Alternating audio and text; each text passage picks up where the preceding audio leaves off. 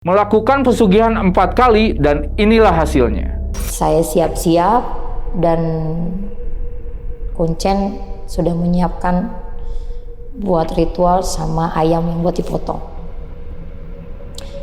Ada saya dibawa ke belakang, kita potong ayamnya dulu. Nah, Bu Yani ijab kabul. Saya menyerahkan diri saya dalam waktu 40 hari kepada Nyi Ratu penguasa laut untuk sebagai jaminan ditukar dengan harta.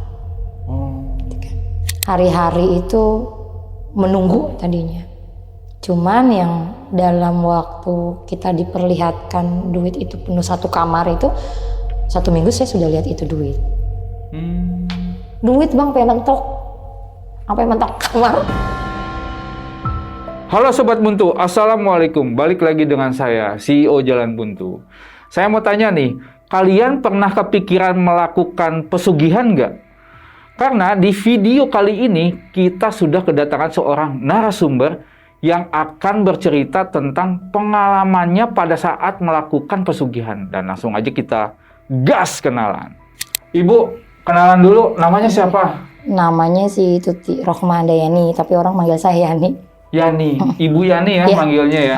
Tinggal di mana, Bu? Di Pondok Labu. Oh, deket juga ya? Dekat. Tadi kesini sama siapa? Sama teman sih, sama Bundai. Oh, yang di bawah tadi Iya. gitu? Oh, oke. Ibu, kita pesan minum dulu ya. Oke. Mbak, silakan Bu. Nih, kita punya menu sajen Jalan Buntu. Mau minum apa? Saya kopi hitam nyipelet aja. Kalau saya air putih. Terima kasih. Bu Yani, saya sempat dengar sedikit nih tadi cerita tentang Ibu. Hal apa nih Bu yang mendorong Ibu melakukan pesugihan ini? Mau kaya? Mau kaya? Mau banyak duit? Mencari kekayaan Iya. pokoknya, sebanyak-banyaknya Iya. gitu. Terus selama melakukan pesugihan, ada nggak ritual aneh yang Ibu lakukan? Banyak, salah satunya makan daging mentah. Makan daging mentah? Itu biar apa tuh? Ya kalau kata Kuncennya, syaratnya ya harus makan itu. Oh memang syarat gitu? Iya. Oh. Syaratnya harus makan daging itu, daging mentah. Pokoknya dari kepala sampai isi perut harus dimakan. Ah serius? Oke, tahan dulu. Penasaran nih, pengen tahu lebih jelasnya. Oke Sobat Buntu, buat kalian nih yang penasaran dengan ceritanya Bu Yani tentang pesugihannya, pokoknya jangan kemana-mana, tetap di Jalan Buntu.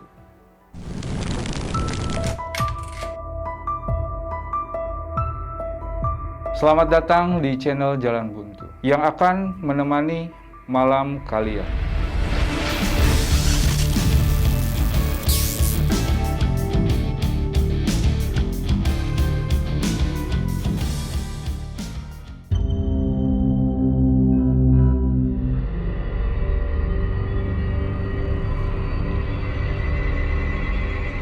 Mbak, Bu Yani nih kopinya sudah datang, silahkan langsung dicobain aja.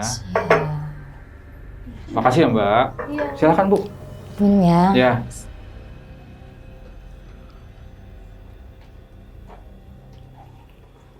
Nih Bu Yani, saya penasaran nih, emang awal mulanya melakukan pesugihan ini tuh kapan Bu? Jadi tahun 2007 itu saya ditanya sama teman, Yan mau nggak biar cepat kaya banyak duit gitu kan? Iya mau.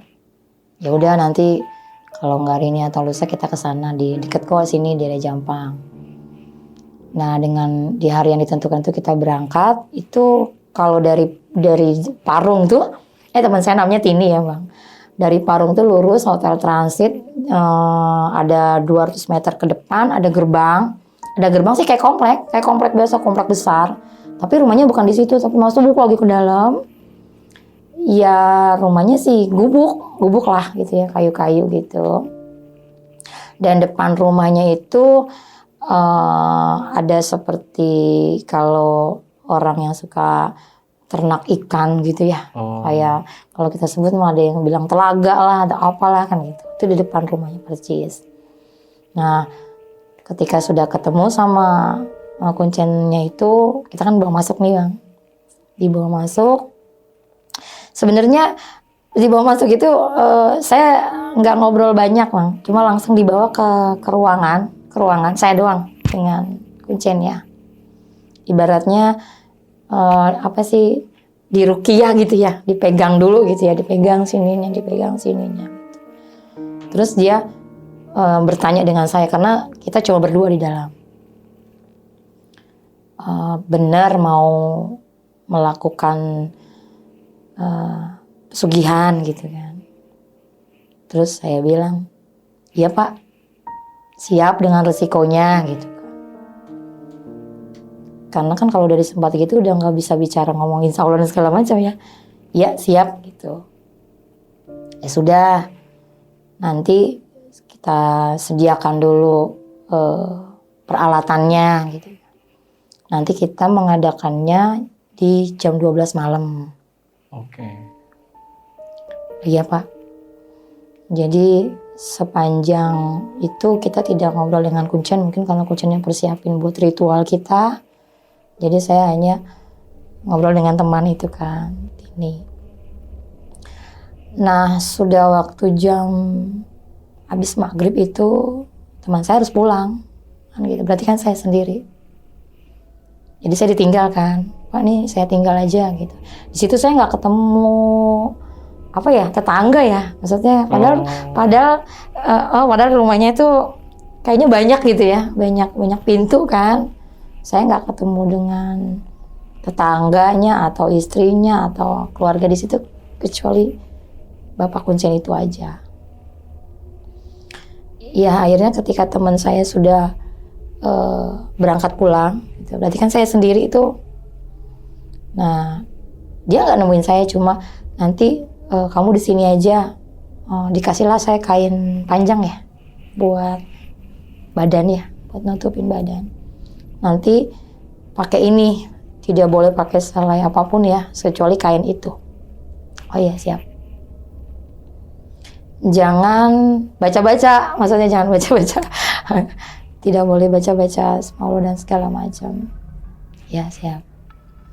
Dan 11:30 dia ketok, kita turun, gitu kan. Kemana Pak? Ya ke bawah gitu. Ya kan bawah itu sudah ada yang saya bilang tadi kayak telaga. Saya mau kamu masuk ke dalam. Kalau di dalam itu selama 1 jam. Kalau ada yang datang, maksudnya yang datang itu binatang ya, melilit saya, oh pasti berhasil. Itu tuh bahasanya ya. Oh iya siap. Jadi sudah ganti bajunya, cuma kain aja kan. Saya turun ke bawah. Padahal saya tuh takut banget yang namanya air ke situ-situ gitu ya.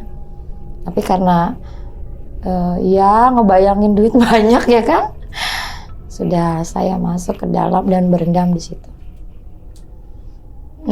Selama berendam nggak ada yang aneh sih ya. Maksudnya nggak ada karena memang telaga itu mungkin sekotak ini ya, sekotak terus saya di tengah-tengah, semuanya pagarnya bambu kan. Ujung-ujungnya itu bambu. Dan dia nggak nemenin saya, si kuncennya itu. Entah di mana gitu ya. Pokoknya saya ada di situ. Sama taburan itu air udah banyak banget, taburan bunga kan ya. Taburan bunga. Jadi wanginya nyengat banget ya kan. Banyak. Di dalam air pun itu kan saya bilang tempat ikan ya.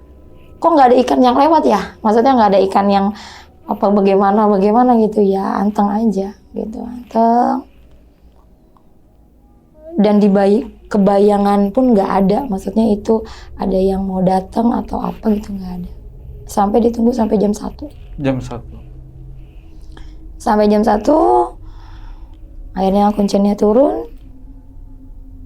Gimana Mbak? Ya saya cuma kata nggak ada Pak gitu. Kakimu? Nggak ada apa-apa gitu. Oh ya sudah naik gitu kan. Salin baju. Karena saya ngopi dan segala macam, sediain dulu kopi hangatnya. Dan dia ngomong, kalau ini tidak berhasil, ya kan? menawarkan lagi dong, kalau masih sanggup kita akan ke Pemalang. Tuh. Terus saya bilang, oh ya udah nanti diinfokan saja kapan saya ke Pemalang gitu ya. Ya sudah, ya udah kamu tidur, gitu kan. Udah tidur. Nah paginya kan saya pulang, masih ke rumah, masih ya maaf sudah kan di rumah ya gitu. Nah 2 hari itu dikabarkan temanku lagi ya, Butini itu, ya mau nggak ke Pemalang gitu kan. Iya siap lah. Naik apa? Naik bis loh. Dan saya cuma berdua. Butini nggak ikut kan. Ya sudah. Jadi kita jalan tuh dari Terminal Bekasi. Dan itu perjalanannya bukannya pagi ya, tapi sudah malam. Supaya sampai sana siang gitu ya. Jadi perjalanan karena emang udah gitu bisnya juga bukan bis elit, bukan bis yang bagus ya, bis yang numpuk-numpuk gitu ya, yang ada orang pada berdiri di pintu dan segala macam ya. Jadi aku tuh nggak banyak gimana-gimana dan pikiranku tuh pokoknya harus dapet aja gitu, mau dimanapun tuh harus dapet gitu ya. Pikirannya hanya ke situ aja. Jadi saya tidak berpikir apaan sih, mau kemana sih, nggak. Pokoknya tujuannya mendapatkan uang kan gitu ya. Nah sampai di Pemalang itu kita nggak ke rumahnya ya. Jadi saya nggak ke rumah Kuncen ya, karena posisinya kita sudah kayak ada apa ya namanya tuh, kayak saung ya, saung dan saya nggak tahu kalau itu ada gunung gitu sebenarnya sih Kak. Nah kita ditunggu di situ, nungguin orang yang akan datang dan akhirnya datang tuh orang yang pakai apa tuh sih namanya? Pangsi ya, baju pangsi. Dia nanya, yang mana Mbak Yani gitu. Nih, siap nggak? Ya saya nggak tahu siap ngapain ya gitu. Baru datang udah ditanya siap nggak. Jadi harus naik gunung, namanya itu Gunung Jimat. Gunung Jimat itu bentuknya kayak topi Kak. Jadi di sana tuh kayak ada kayak topi lah gitu ya kan. Tapi dengan perjanjian, kamu naik gunung harus 1 jam. 15 menit di sana, kamu turun harus 1 jam. Jadi kalau naik jam 8, nyampe jam 9 di sana. Berarti turun lagi harus jam 10 kan gitu. Saya bingung Kak, soalnya saya belum pernah ngeliat gunung, saya belum pernah naik gunung. Terus harus naik gunung, gimana caranya kan? Sendiri lagi. Ya nggak tahu. Liku-liku jalannya seperti apa tuh saya nggak tahu. Tapi pikirannya tetap harus ya kan, nggak ada kata nggak gitu kan, nggak kata sudah nggak jadi, nggak ada. Dan posisinya itu hujan dan saya harus naik, hujan harus naik. Kebayang nggak sih? Tapi nggak kebayang saya nggak gimana nggak, wah nanti jatuh, nggak ada begitu Kak. Pokoknya saya harus sampai, saya sampai. Akhirnya Bapak itu kasih saya payung. Payungnya itu bukan buat mayungin, buat tongkat. Gitu. Buat tongkat. Akhirnya saya, ini buat apa Pak? Buat payung saya. Bukan, ini buat tongkat aja. Gitu. Naik itu jam 9. Jam 9? Malam.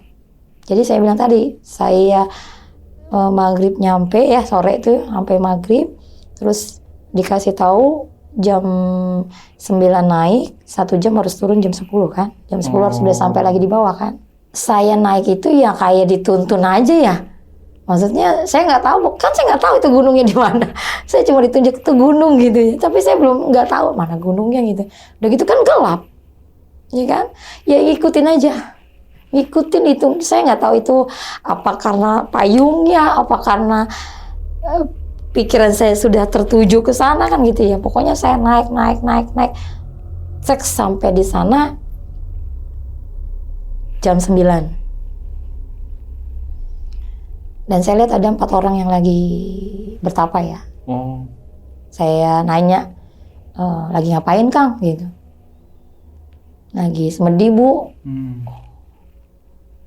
Udah berapa lama? Udah ada yang 2 hari, ada yang 3 hari gitu. Oh, Ibu ngapain? Saya disuruh naik aja gitu. Terus suruh duduk tunggu sini enggak? Enggak. Suruh turun lagi ya? Iya, yaudah Bu turun lagi kan gitu. Karena Ibu harus turun lagi kan. Kalau yang disuruh di situ berarti suruh tinggal di situ gitu. Berarti nanti ada sesajen yang dikirim ke sana. Ini kan saya enggak. Akhirnya saya turun lagi. Dengan mulusnya. Apalagi turun lebih cepat ya. Gitu. Dan itu tanpa diarahkan siapapun. Tapi memang apa karena saya yang fokus untuk mendapatkan harta hingga ya sudah pokoknya itu dulu dah, nih jalannya pasti ini gitu-gitu dah. Jadi yang lain tuh udah nggak ada pikiran. Sampai di bawah ya kaget juga mungkin ya kuncinya bagus gitu ya. Kita jalan jangan nengok ke belakang ya Mbak, gitu kan. Jangan pernah nengok ke belakang. Oke kita naik ke depan dan kita harus pulang saat itu. Di sepanjang perjalanan kita mau pulang, Bapak itu cuma nanti pulang sediakan tempat, sediakan kamar khusus, kamar 01, digelarkan dengan apa namanya tikar, dikasih lilin, ya sudah ditinggal dan harus ada lemari karena ya obrolannya uang itu akan ada di dalam lemari kan gitu bahasanya. Kan karena kita memang tidak boleh ke rumah kuncen itu ya dan tidak boleh balik arah gitu, tidak boleh balik jalan gitu. Jadi tetap harus lurus. Akhirnya kita pamit nih sama kuncen yang di Pemalang. Kita sama kuncen yang dari Jampang itu pulang. Nah di perjalanan maksudnya kita sudah telepon temen dong supaya menyediakan tempat kan gitu. Akhirnya temanku tempat yang mana ya udah nggak apa-apa kontrakanku aja gitu kan karena aku kontrakan pas ketika saat itu aku udah ngontrak ya Kak. Nah kontrakan itu udah di Pondok Cabe. Gitu. Rumah kontrakanku itu cuma ada 1 kamar jadi ruang tamu, kamar sama dapur kamar mandi. Jadi kamar itu yang harus saya kosongkan kan berarti saya tidur di luar dong gitu. Saya sebelum berpisah sama kuncen Jampang, karena kita berpisahnya sudah di terminal ya, Saya arah Jakarta, ya kan. Sedangkan kuncen saya arah Bogor, gitu kan. Nah, dari pulang itu saya langsung ke kontrakan, Kak. Kontrakan menyediakan itu kamar kosong yang ada lemari, tikar dan lilin. Sudah ditutup rapat dan saya hanya menunggu di luar gitu kan. Nah itu kan pulang dari sana itu kan sudah malam ya Kak ya, maksudnya saya turun jam 10, saya keluar dari Pemalang itu sudah di atas jam 12 ya kan. Sampai Pondok Cabe kalau nggak salah jam 7 pagi saya sudah sampai. Jadi saya nyiapin itu dah buat nanti malam kan gitu ya. Sudah sediakan tempat dan segala macam. Ya saya membersihkan diri dan segala macam istirahat. Nah, berarti maghrib itu saya sudah harus rapi untuk kamar. Dari maghrib ya. Dari habis maghrib saya sudah rapikan itu kamar. Dikunci. Karena obrolannya kan nanti ada yang datang di kamar itu. Saya nggak tahu siapa yang datang maksudnya. Jadi saya hanya menunggu aja kalau misalnya ada suara atau ada apa gitu, nggak usah dibuka kan gitu. Sampai akhirnya saya duduknya di ruang tengah aja kan, sambil tiduran, kunci pintu. Jam mungkin masih belum sampai jam 12, mungkin sampai setengah 10-an itu kan, itu udah ada suara. Dan langsung kencang suaranya. Tuh gitu kan. Kayak bung gitu di dalam kamar itu kan. Wah, tuh. Saya nggak berani buka gitu kan. Cuma kan pikir-pikir gini takut kanan kiri ngedenger ya kayak namanya rumah kontrakan gitu kan. Saya kan was-was. Was-was yang punya rumahnya datang karena itu suaranya kencang banget kan gitu. Akhirnya Saya telepon nih, oh ini udah ada suara gitu kan. Oh iya udah buka aja gitu kan. Udah lama belum? Ya ada 5 menitan mah, saya bilang. Ya udah buka aja nggak apa-apa. Gitu. Lihat apaan yang ada gitu kan, apaan yang hadir kan gitu. Ternyata pas dibuka kan gelap ya, cuma ada lilin, karena akhirnya pas dibuka gelap, lilinnya berantakan, piring pecah, tikar acak-acakan gitu, udah nggak, tempatnya udah nggak keru-keruan. Saya kaget, udah ini berantakan, untung nggak kebakar ya, kalau itu lilin jatuh ke tikar gitu kan. Saya telepon lagi, ya kamarnya hanya berantakan gitu kan, tikar berantakan, lilin mati, piring pecah dan segala macam. Coba lihat lemari kan gitu kan. Ya, lemari yang nggak ada, kosong, nggak ada apa-apa Pak. Gitu. Oh gitu ya. Akhirnya ya sudah, nanti kita bahas lagi kan gitu. Berarti pikiran sampai di sini, pikirannya sudah gitu kan, sudah, kita hanya menunggu aja gitu misal. Tapi ternyata setelah ini pun saya diarahkan lagi gitu. Diarahkan lagi untuk ke daerah Tasik gitu. Ketemu dengan yang namanya katanya Abah Ikin. Itu lama juga sih Kak, kita nunggu gitu kan, karena itu kan semua perlu biaya ya, segala macam perjalanan, ritual itu saya perlu biaya. Nah dari itu saya dibawa dengan Pak Arif ke Abah Ikin di Tasik, di desa Andil Taraju. Iya mungkin kalau daerah begitu lebih gamblang kampungnya ya. Itu kampungnya sunyi banget ya. Walaupun dia di pinggir jalan, di rumahnya itu cuma terhalang beberapa rumah ke dalamnya, cuma udah sepi lah gitu ya. Itu kita berangkat nggak lama sih Kak, perjalanan tuh 8 jam ya dari Jakarta ke sana. Jalanannya rusak lagi, udah ampun ya. Jadi itu biasa mobil elopnya itu biasa bawanya hewan-hewan, kambing gitu kan. Udah baunya setengah mati, udah kambing dan segala macam. Cuma hebatnya saya tidak didampingi, tapi Abah Ikin ini terkenal ya di daerah sana. Jadi karena bahasa sana bahasa Sunda, sopirnya pun kan nanya ininya, mau kemana Neng gitu kan. Oh saya mau ke ini desa Andil Taraju. Abah Ikin, oh Abah Ikin, rumahnya di Simpang ini gitu, berarti kan terkenal ya. Oh iya Pak mungkin gitu. Akhirnya saya diturun, itu rumahnya di situ Neng gitu. Dan itu lumayan jauh ke rumahnya. Rumahnya itu mah yang kayak papan-papan ditambal-tambal gitu ya Kak. Dan cari rumah Abah Ikin, saya ketemu, tapi orangnya ada di Pemancingan. Nah di Pemancingan itu kita kan nggak tahu jalannya turun begitu ke bawah gitu kan. Dan saya hanya bertanya aja di mana tempatnya gitu. Di mana tempatnya Abah? Oh di sana deh, di bawah lagi, masih ke bawah. Saya turun. Memang kalau dari atas pemandangannya bagus Bang. Kebun teh dan segala macam. Saya turun ke bawah dan saya lihat ada orang lagi ngejala lah ya, jala. Ternyata dia itu Abah Ikin. Gitu. Saya bilang, Assalamualaikum Pak, mau tanya, mau Abah Ikin di mana ya? Terus dia bingung, karena mungkin tidak ada info kalau saya mau datang kali ya. Dia ini saya siapa gitu, dia nggak kenal. Kamu siapa gitu? Saya temannya Pak Arif Pak. Gitu. Oh dari Jakarta gitu. Iya Pak. Oh iya ya duduk aja dulu gitu kan, karena dia masih lagi ngejala. Saya tunggu sampai dia beresin jalanya, terus ya membersihkan diri, terus akhirnya dia salaman. Iya gimana gitu. Iya Pak, maaf ini saya disuruh kesini sama Pak Arif. Oh iya, dia sudah tempat telepon gitu. Ini Mbak Yani ya gitu.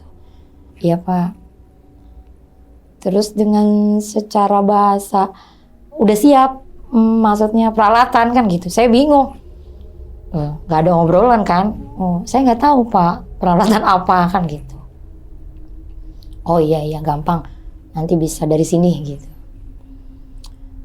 Nah dengan pembicaraan yang harus dibeli, gitu. Nanti kamu harus nyiapin minyak japaron lah kayak gitu ya. Sayang kita nggak tahu ya kayak apa itu saya buta gitu-gituan. Dan dengan atraksinya Abaikin ini aku jadi yakin, oh iya ini mah orang pinter banget kan gitu. Karena cuma dengan menjentikan jari kan, cek itu barang yang kita mau datang. Apa itu? Ya minyak. Oh, serius? Iya. Sampai gini. Ya udah, apalagi yang kita butuh? Melayang maksudnya? Iya. Taruh di meja. Terus jadi yang ada di situ cuma minyak dengan keris kecil ya. Yang kedua dijentikan lagi. Aduh, gitu. Aku melongo aja. Terus dia tanya, kamu butuh uang berapa? Kan gitu. Ya kalau ditanya butuh, saya butuhnya banyak kan gitu ya. Ya sebanyak-banyaknya Pak gitu kan. Kamu percaya kalau saya bisa kasih kamu uang gitu kan? Ya menurutnya sih Pak, Bapak bisa bantu saya kan gitu. Nah dengan beratraksi lagi diambil daun, ya kan? Daun rokok itu bisa jadi uang Bang. Serius? Iya. Saya wah. Gimana caranya itu? Iya cuma diambil daun, ya. Kamu mau duit ini jadi berapa? Ya kalau paling besar kan 100.000 dong berarti kan. Dulu itu masih 100 plastik ya. Oh Iya kan? Masih 100-an plastik ya. Mau 100 ya? Iya. 100.000 Bang. Jadi 100? Jadi 100.000. Wow. Itu daunnya nggak ada udah. Terus saya diem aja. Udah masukin yang 100.000. Terus dia kan rokoknya itu Samsu ya. Nah di rokoknya itu kan ada apa sih? Oh bukan rokok Samsu yang dia bikin duit itu. Apa sih kalau rokok putih itu ada Filter? Ada file yang warnanya agak-agak putih tuh yang bungkusnya. Ya itu kertas gitu kan. Itu pun jadi duit. Jadi ketika datang pertama kali sudah disuguhkan itu gitu loh. Jadi kan saya tambah, oh berarti di sini nih kan saya dapat duit. Ya udah, kamu minum dulu. Nanti kita ke rumah kan gitu, ketemu sama istri saya kan gitu kan. Cuma ya dipertanyakan lagi dengan Pak Arif dan Butini, gimana Yan ketemu Abaikin? Oke loh kan gitu ya. Masa daun aja bisa jadi duit kan gitu. Rokok aja bisa jadi duit, berarti kan saya nggak usah kemana-mana dong, di situ aja dia bikin itu kan duit. Tapi kalau sepanjang pikiran saya nggak pernah berpikir kalau dia bisa menghasilkan duit dengan keadaan seperti itu, mungkin karena memang harus begitu ya Bang, harus sederhana dan segala macam. Akhirnya sudah sore, ya udah kita ke rumah gitu. Ini sudah ada minyak sama keris kecil itu. Dan di rumahnya saya disediakan kamar yang sebelahan dengan kamar beliau. Jadi kalau bawahnya itu papan-papan, atasnya bilik ya rumahnya itu ya. Jadi kalau jalan pun debu gitu kan kedengeran kalau papan ya. Dan dia bilang ya yang diminta itu yang saya bilang duit, harus menyerahkan duit 3 juta itu kan. Serahkan ya duit 3 juta. Didampingi dengan minyak dan keris itu. Ini Mbak Yani nanti saya taruh kamar kan gitu. Jadi duit itu ditaruh di bantal, gitu, di atas bantal, didampingi dengan minyak-minyak itu. Nanti tunggu aja. Kalau memang nanti terwujud, berarti kamar ini akan berisi uang kan gitu. Oke. Saya lama kan di situ ya Bang. Hari-hari itu menunggu tadinya. Cuman yang dalam waktu kita diperlihatkan duit itu penuh satu kamar itu, 1 minggu saya sudah lihat itu duit. Jadi Malam pertama di situ biasa, belum ada yang aneh ya, belum ada yang aneh-aneh lah. Malam ketiga dan malam ketujuh itu mungkin saya baru bisa ngedengar orang, karena itu bentuknya papan, jadi kalau orang jalan buk buk gitu kan. Karena tapi saya nggak berani keluar bang, cuma suaranya apa. Tapi kan kalau langkah kaki orang kan biasa ya, apalagi tengah malam itu bisa diperkelan. Tapi ini kayak seperti apa sih, raksasa kalau jalan bung bung gitu kan.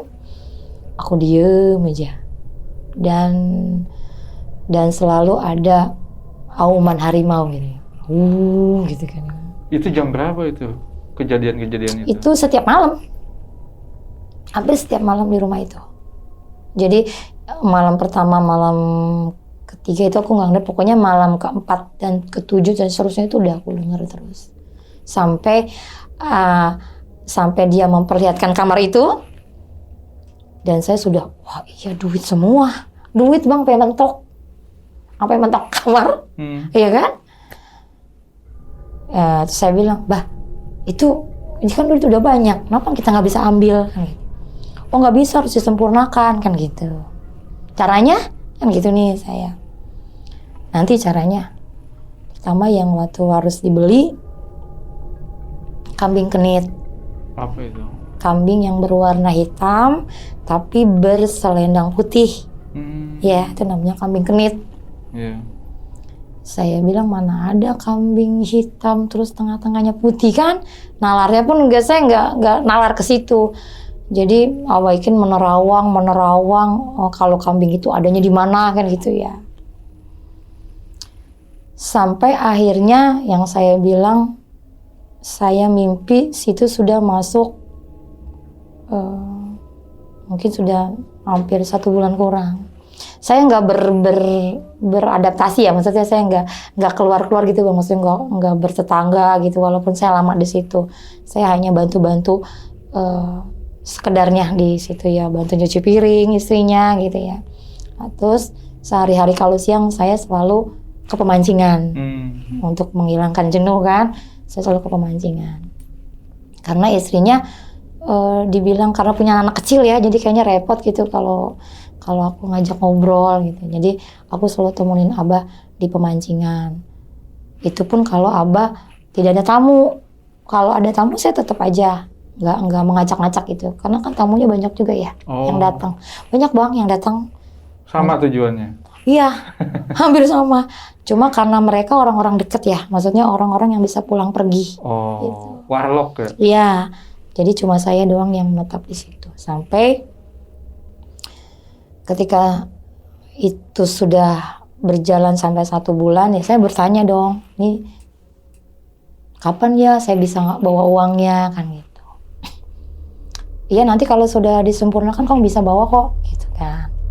Dan akhirnya nyata saya bawa uang tuh 2 koper ya. Wah, enak banget nih dapat 2 koper kan, berarti kan saya berhasil kan gitu. Dan aku keluarkan tuh bang, di dalam mimpi itu perjalanan tuh saya sudah ke terminal. Dan saya mau beli karcis, cerita, ambil itu uang segepok. Saya buka, saya ambil yang selembar, pas di loketnya, Bu, mereka nggak bilang itu duit palsu bang. Mereka nggak bilang ini uang nggak laku, enggak. Mereka cuma jawabnya gini, ada yang lain nggak? Kan bahasa gitu ya. Ada yang lain nggak uangnya kan gitu. Saya bilang, oh yang lain ya. Saya buka lagi dong yang lain. Pikir saya mungkin gepokan ini nggak berhasil, gepokan yang lain kan gitu ya. Saya ambil lagi yang gepokan lain. Saya begitu lagi, yang lain lagi dah.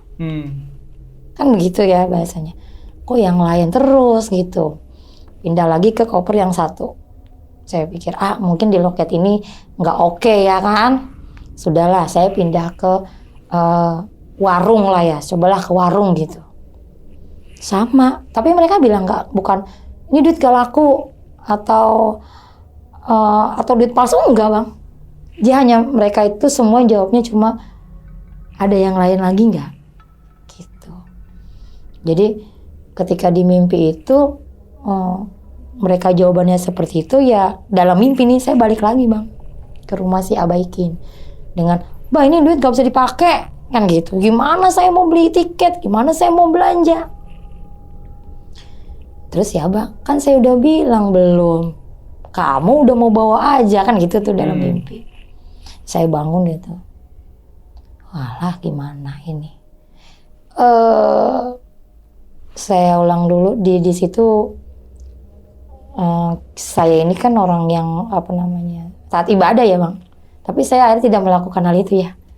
Tidak melakukan kewajiban sebagai umat Islam itu saya enggak gitu. Nah akhirnya siapa?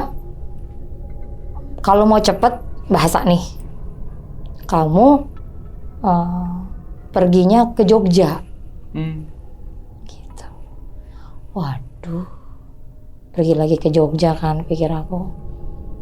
Nanti ada anak buahnya dari Karawang yang jemput saya di sini untuk ke Jogja. Perincian biaya habis sekian gitu kan. Habis berapa tuh, Bu? Untuk ke Jogja itu ya belum mobilnya ya kan. Belum, untuk ritualnya sih murah sih kan, cuma 5 juta masuknya. 5 juta cuma ongkos akomodasinya lah yang mahal gitu ya. Bayar orang dan segala macam. Akhirnya saya tunggu 2 hari itu Bang. Yang 2 hari itu ya saya beres-beres lah ya. Maksudnya pakaian dan segala macam untuk kita berangkat ke Jogja. Dan saya berangkat ke Jogja itu dijemput dengan mobil bak. Abang tahu kan di situ jalanan rusak banget, bau kambing dan segala macam ya. Jalanan rusak. Saya dijemput 2 orang, laki-laki. Yang satu namanya Pak Topik yang nyetir mobil. Yang kedua saya nggak tahu, nggak nanya. Dan saya duduk di tengah-tengah. Pikirannya jauh deh Bang ya, namanya perempuan sendiri. Dibawa 2 orang laki-laki dengan perjalanan jauh, iya kan? Was-was dong, nanti buat jahat atau apa kan gitu. Karena di sepanjang jalan Bang, itu kan jalanan di sana kan kayak hutan ya. Kanan kiri udah nggak ada rumah ya. Yeah. Udah pohon semua, itu pohon tinggi-tinggi gitu ya. Udah saya bilang segala hal itu kekhawatiran itu udah nggak ada karena ambisi. Cuma ini supir sama yang ngapit saya itu kan larak-lirik melulu Bang. Mereka tuh larak-lirik kan bukan ke saya. Dia tuh larak-lirik berdua gitu ya. Saya kan di tengah. Saya bilang, ya kenapa sih? Apa mau niat jahat kan gitu pikiran saya. Akhirnya lah, itu udah amat. Saya sudah tidak tahu itu di mana. Nggak tahu itu jalan apa. Akhirnya kita tiba di suatu warung. Tapi di warung itu ada penginapan, gitu. Dan kayaknya itu pantai, gitu ya. Dan aku nggak tahu itu pantai apa. Pokoknya karena malam ya Bang. Mbak, kita istirahat di sini dulu. Oh iya siap Pak. Emang masih jauh ya? Saya bilang gitu. Ya bentar lagi juga sampai. Tapi istirahat aja dulu sini. Di warung itu Bang, di dalamnya kamar-kamar penginapan tapi gak ada pintu. Jadi cuma hordeng. Oke. Hordengnya berarti kan kalau orang lalu lalang kelihatan tuh ya dari bawah kan gitu. Saya tuh bingung dikasih kamar sama Pak Taufik dan temannya itu, tapi mereka mondar mandir gitu ya Bang ya. Dan saya nggak berani tegur gitu, apa mereka mau bunuh saya atau apa kan saya nggak tahu. Sampai saya memotong ketika kayaknya ngelihat dia ngintip dari hordeng, terus tutup lagi ntar ngintip dari hordeng, apa nunggu saya tidur atau apa. Saya gelisah gitu ya akhirnya. Saya bangun aja. Saya nggak mau tidur gitu. Saya di depan akhirnya ngopi segala macam lah depan saya, ngelihat suasana itu kan gelap. Saya nggak tahu itu depannya pantai atau pokoknya tapi ada desiran ombak ya, desiran ombak. Dan lucunya penghuni warung itu kok nggak bertanya ya, maksudnya tidak bertanya dengan saya gitu, mau kemana, ada apa gitu ya, itu enggak. Dan sepertinya tidak mau ada obrolan kan gitu lah. Dan sepanjang malam itu ya Pak Taufik dengan temennya itu kan kayak gelisah ya, gelisah gimana sih, saya bingung gitu, maksudnya dia kok gelisah gitu. Iya, tiba-tiba sudah berjalan waktu mau pagi,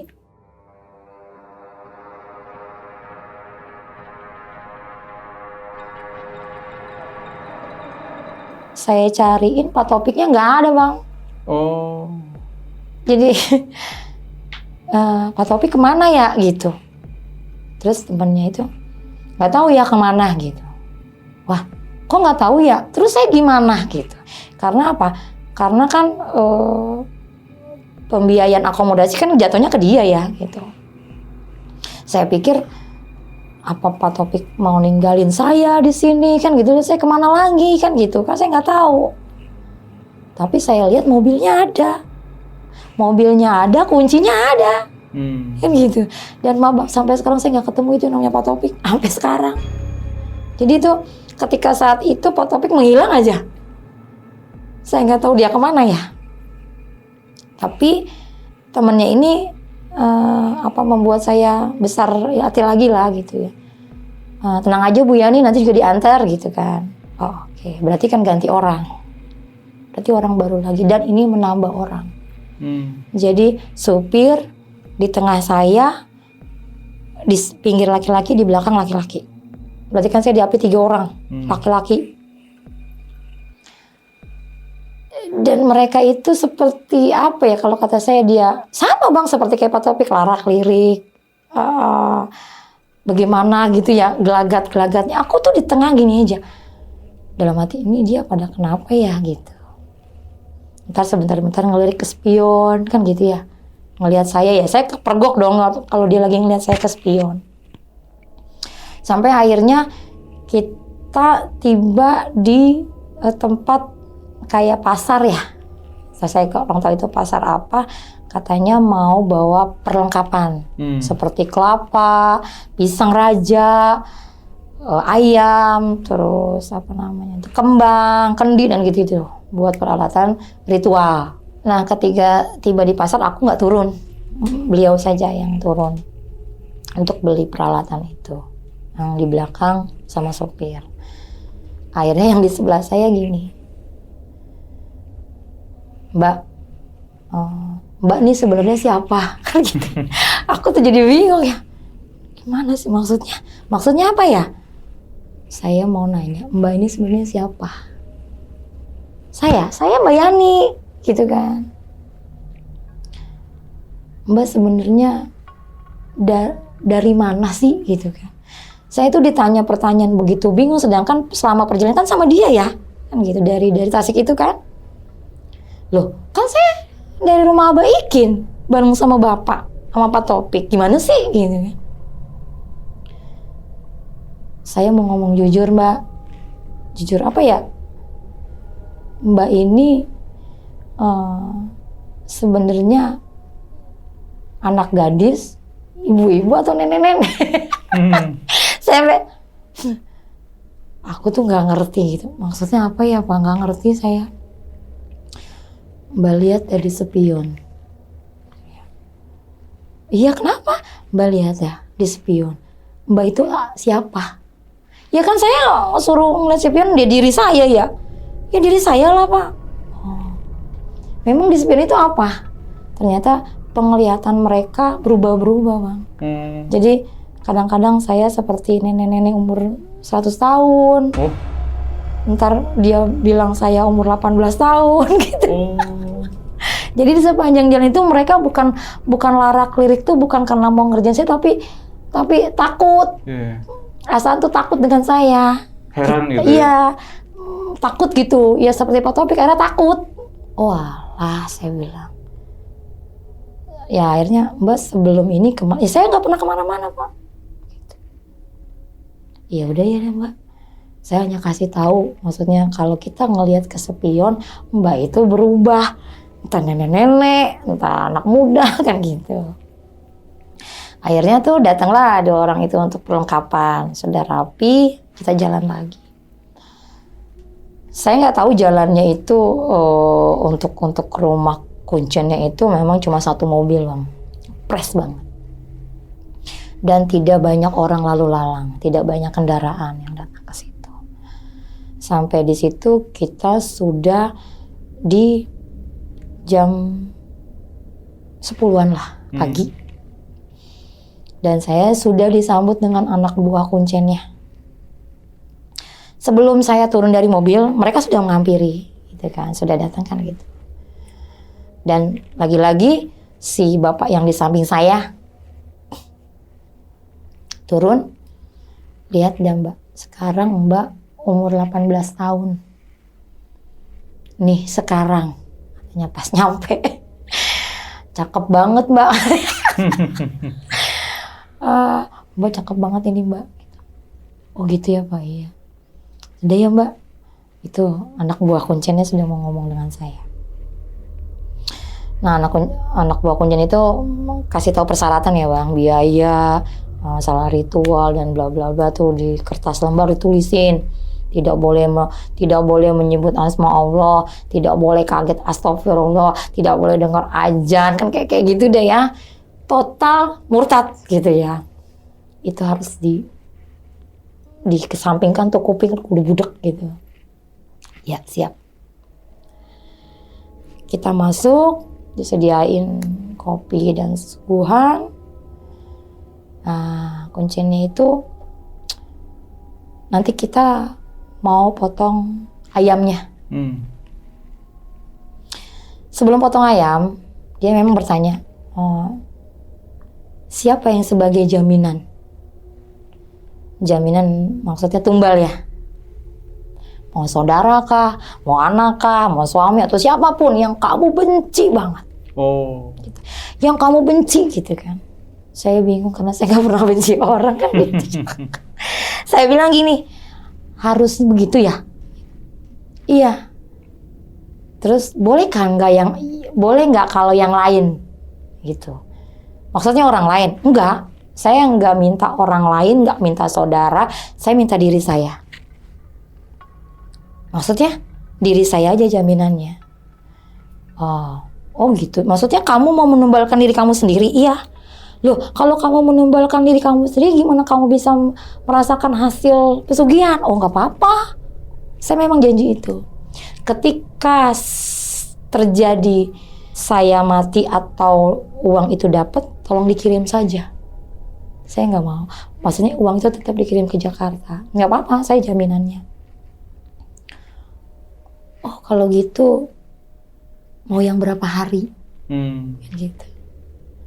Yang paling cepat berapa hari? Maksudnya nyawa saya akan diambil dalam waktu berapa hari? 40 hari gaib ya. 40 hari gaib itu bisa 4 tahun, bisa 40 tahun kelipatan lah. Ya sudah ambil yang cepat saja Pak. Saya bilang. Siap? Bener. Jadi kalau ketika berhasil dapat uang, kamunya nggak ada, uangnya dikirim ke Jakarta. Iya. Jangan ditulis tuh kan. Tanda tangan itu pakai materai. Menyerahkan uang, tanda tangan pakai materai. Saya siap-siap dan kuncen sudah menyiapkan buat ritual sama ayam yang buat dipotong. Ada saya dibawa ke belakang. Kita potong ayamnya dulu.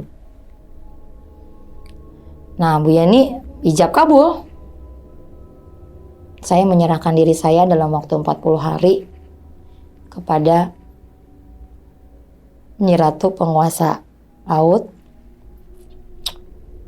untuk sebagai jaminan ditukar dengan harta. Jadi dipotong. Bukan pakai bismillah ya. Potong. Sesudah dipotong ayam itu dicelupkan air yang bergelolok itu kan pakai kayu bakar ya. Jadi mendidihnya blok gitu. Dimasukin itu ayam. Masukin berkali-kali dan dicabutin bulunya. Sudah Bu Yani bersihkan lagi tangannya karena penuh darah ayam. Nanti malam kita berangkat. Malam itu jam 9 lah, hampir mau jam 10 itu kita berangkat mau pakai mobil bak juga. Saya nggak tahu kemana ya, soalnya itu memang di tengah hutan dan jalannya memang tanah gitu ya, yang hanya kecil sih, tapi muat mobil bak. ngepres. Jadi dari jalanan raya, dari rumahnya dia itu keluar jalan raya jauh, ada jembatan terus belok ke kanan itu jalanan kecil masuk ke tengah hutan. Saya nggak sendiri ya Bang. Kan saya di situ ketemu dengan yang Bu Haji, Pak Haji dan dua bapak-bapak anak muda, bapak-bapak setengah bayar lah ya dua-duanya itu.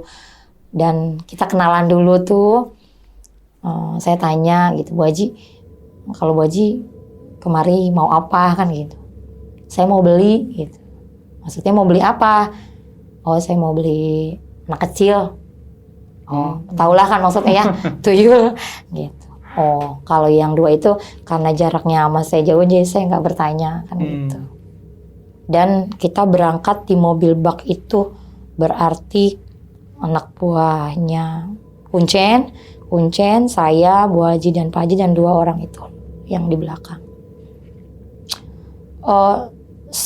Perjalanan dari rumah Kuncen ke situ mungkin ada sekitar pakai kendaraannya 1,5 jam tuh ya.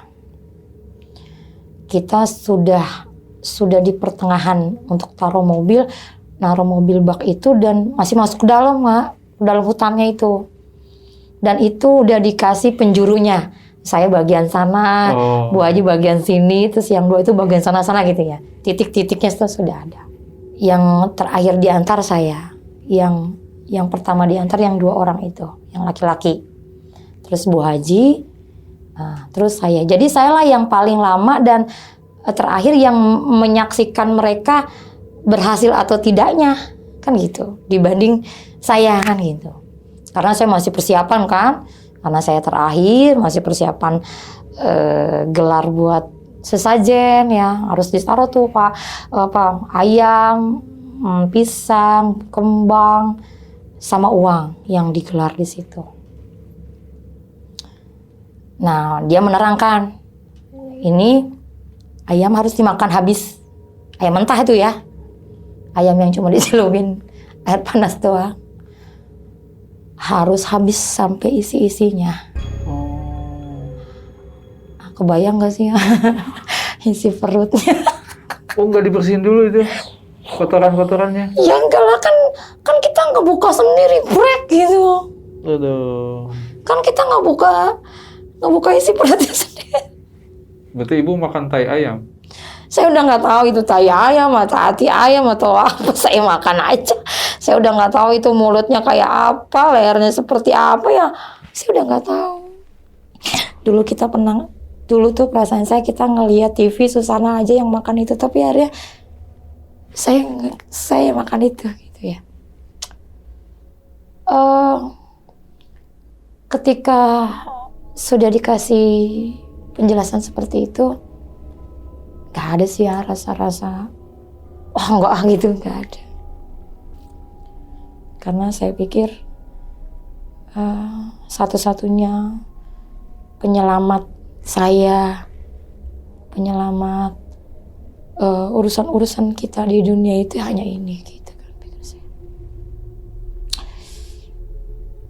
Jadi malam pertama dikasih permasalahan itu, kamu sila di sini dengan kalau ada yang datang, kalau perempuan yang datang, kamu harus sapa dengan Nyai. Kalau laki-laki yang datang, kamu sapa dengan Kakang. Oh iya, siap. Di situ nggak ada rasa apa ya? Pokoknya harus ya, harus dan pasti dapat dan pasti bisa. Baru sila belum memulai makan. Saya ngelihat pemandangan dua orang tadi itu yang kocar-kacir, lari tunggang langgang. Saya bingung, kenapa kok dia lari kan gitu kan? Karena masih ada anak buah Kuncen. Oh, berarti dia lihat Mbak. Lihat apa? Gitu. Biasanya kalau yang kocar-kacir itu ngelihat yang di alam kubur bangkit gitu kan ya. Oh gitu. Oh gitu ya. Nggak takut ya. Saya nggak takut. Semakin mantap kan. karena saya tidak takut itu gitu. Saya tidak takut apa yang lagi yang begitu kan. Oke. Nah, sebelum mulai juga pemandangan kedua berarti saya masih menyaksikan Bu Haji tadi dengan membawa karungnya kan. Kita berarti kan dia berhasil ya. Jadi Bawa karung isinya? tuyul. Oh. Yang dia beli bilang anak kecil kan. Nggak digendong gitu? Enggak, pakai karung diginiin. Jadi sebelum saya memulai itu saya menyaksikan itu dulu kan. Karena memang mungkin ritual saya yang paling Susah? iya, Lama. mungkin permintaannya kali ya mungkin. Karena permintaan ya. Banyak gitu? Permintaan saya karena satu jaminan tumbalnya diri saya ya kan. Jadi mungkin agak ekstra ya. Jadi saya menyaksikan itu dan saya tanya, itu Bu Haji udah dapat Mbak? Oke kan gitu ya. Jadi Mbak, sila menghadap ke depan ya. Jangan tidur, tidak boleh tidur ya. Tidak boleh tidur, fokus. Dulu bacaannya apa ya? Agoni ya. Yagoni. Saya nggak tahu kalau goni itu ya berarti kan kekayaan lah ibaratnya. Seperti apa? Iya, kalau nanti bisa baca Yagoni gitu ya. Saya tetap baca itu, tapi malam pertama itu nggak ada yang istimewa. Nggak ada yang istimewa karena saya fokus dengan makan ayam. Karena harus habis ya. Pikir saya nih harus habis nih. Caranya seperti apa kan gitu. Jadi sepanjang jalan sepanjang malam itu saya menikmati ayam itu dulu. Dengan rasa ya seperti makan ayam bakar aja ya, aok gitu ya. Pertama dikit, lama-lama jadi lahap ya. Wah lahap ya, karena air aqua pun nggak habis saya karena makan habis. Hanya sisa ya tulang-tulang itu ya, tulang-tulang. Sudah, saya tidak pernah berpikir itu habis. Saya tidak lihat itu, pokoknya sudah. Berarti saya sudah menjalankan itu. Oke, berarti saya menunggu apa gitu ya. Malam pertama itu saya makan habis sampai mungkin karena nggak terdengar azan, nggak terdengar apa ya. Jadi saya nggak tahu itu jam berapa ya. Kita nggak tahu siang, nggak tahu malam, nggak tahu sore. Taunya kalau tengah hari mungkin karena ada matahari kan. Jadi tahu-tahu itu sudah siang. Sudah pagi atau siang saya nggak tahu. Wah, siang. Ternyata malam itu saya nggak dapat apa-apa karena mungkin menikmati makanan itu. Biasa saya lihat siangnya itu orang lalu lalang tapi tidak melihat saya kali ya. Lu ngapain di situ kan gitu ya? Apa itu hal yang biasa bagi mereka saya nggak tahu. Hari pertama itu saya nggak bangkit dari duduk saya karena belum jenuh dan gitu saya pikir karena jatah waktu saya 3 hari ya dan saya harus dapat dalam 3 hari itu. Malam kedua masih seperti biasa, saya sila mencari apa yang akan datang gitu ya. Tapi enggak juga. Tapi malam ketiga saya dikunjungi kuncen. Dan kuncen itu bertanya dong ke saya, gimana Mbak? Gimana apanya ya Pak? Apa ada yang datang? Gitu. Belum ada. Saya, apa ada yang kamu lihat? Nggak ada. Saya nggak ngelihat apapun. Saya nggak melihat itu kuntilanak, gandaruwo, atau kucing lewat, atau ular, itu nggak ada. Bersih.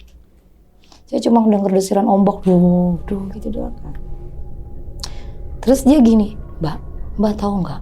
Mbak lihat dah ke arah sana.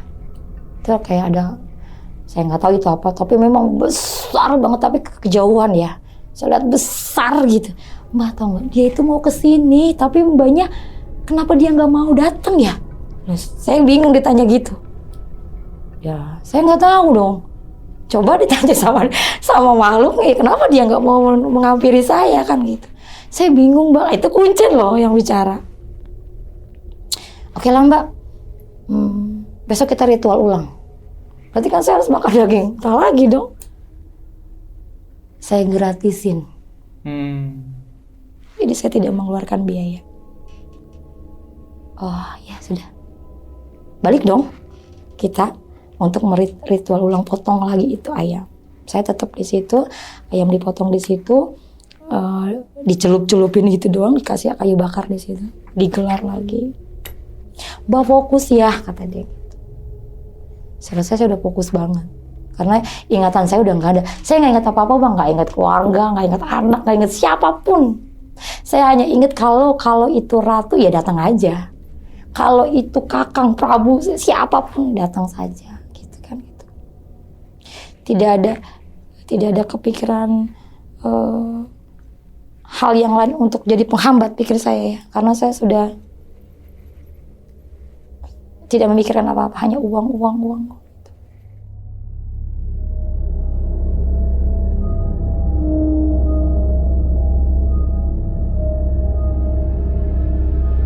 Dan malam keempat itu sambil makan, karena harus menikmati juga supaya habis ya, saya memang mendengar gemerincing saja.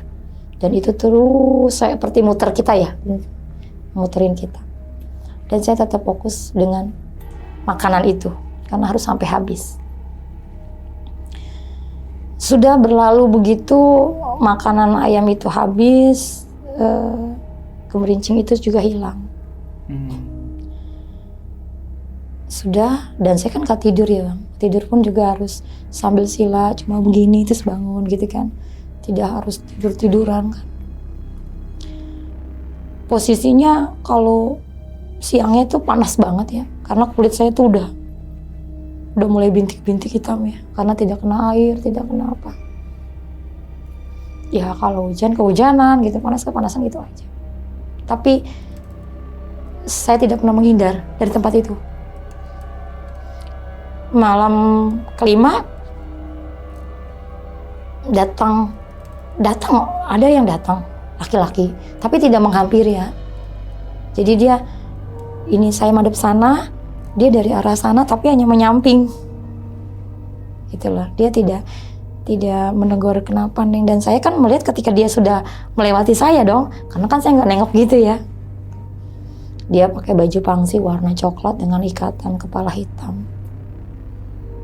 Saya hanya melihat dari samping, tidak melewat depan. Itu kejadian di malam kelima. Malam keenam, berarti kuncinya datang lagi kah? Karena setiap 3 hari dia datang.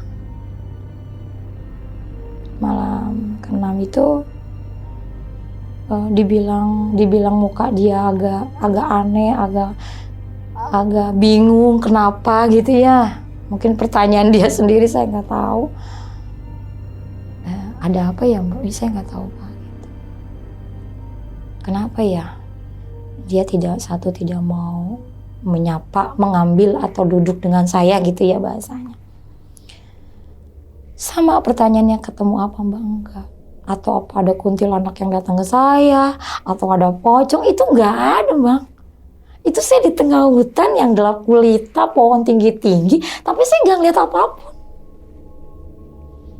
Jadi di mana orang yang katanya kalau datang ke situ tunggang langgang dengan orang-orang mati bangkit lagi, dikejar-kejar pocong, dikejar-kejar, saya nggak ngalamin apapun.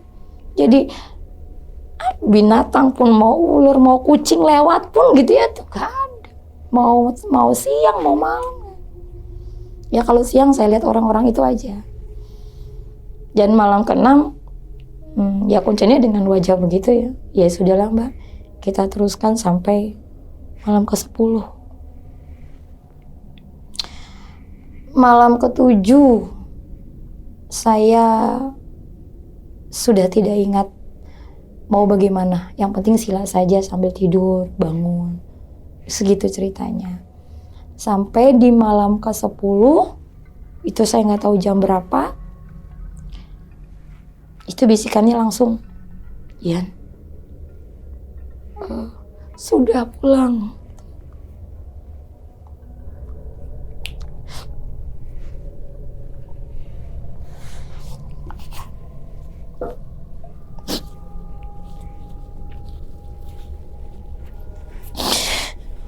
Sudah pulang, cukup. Saya nggak tahu itu apa. Saya coba bertahan. Dan itu nggak hilang. Sudah Yani pulang. Gitu ya, penekanannya terlalu. Pulang, bangun. Sudah cukup pulang. Dan saya nggak pikir panjang. Saya berdiri dan dengan sudah keadaan yang mungkin orang udah gak kenalin saya ya. 10 hari di hutan dengan kehujanan, kepanasan, dengan kulit yang sudah gelap, dengan badan kurus kering. Karena saya gak makan ya, saya hanya makan ayam mentah itu. Saya bangun kayak baru habis dari mimpi ya. Saya langsung jawab, astagfirullahaladzim, di mana? Di hutan kan, tetap di hutan sadar. Wah, terus saya kemana? Saya nggak tahu arah pulang kan? Saya nggak tahu jalan mana yang harus dilaluin kan? Itu kan masih gelap, masih malam. Dan sore itu pulang gitu aja. Sepanjang perjalanan saya mencari jalan, saya udah nggak tahu itu jalanan apa. Ya, saya terobos itulah rumput-rumput tinggi. Terobos terus, wah udah nggak gimana. Tapi nggak lari, saya tetap jalan. Nggak nangis, cuma istighfar. Sampailah di jalan raya. Saya nggak tahu berapa lama itu perjalanan. Hanya ingat itu ada jembatan ya. Waktu kalau ke rumah Kuncen itu dari jembatan ke arah ke kiri gitu ya. Saya ikutin itu jalan. Saya nggak tahu itu jam berapa. Nah ada mobil lewat, mobil kayak call ya, carry lah. Mbak, mau kemana? Gitu. Terus saya jawab, saya mau ke rumah Kuncen. Maaf sebut namanya ya. Oh, masih jauh loh Mbak. Kan gitu. Ini masih 1 jam lagi loh kalau naik kendaraan. Oh, tapi saya nggak bisa nganter. Si Bapak, gak apa-apa Pak. Gitu. Saya jalan aja. Oh iya wes, hati-hati gitu. Yang jawab.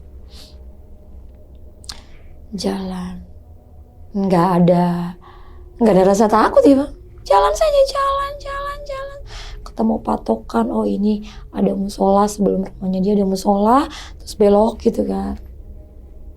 Saya nggak tahu sampai rumah dia jam berapa. Pokoknya ketika saya ketuk pintu rumahnya dia, mungkin sudah ada pengajian sebelum azan subuh. Gitu. Tok, assalamualaikum. Itu pun saya ketok dari pintu belakang. Kaget ya. Dan lebih kaget lagi Kuncen yang ngeliat saya buka pintu, kaget kan. Hah Mbak? Gitu kan. Iya Mbak. Kenapa pulang? Kan gitu.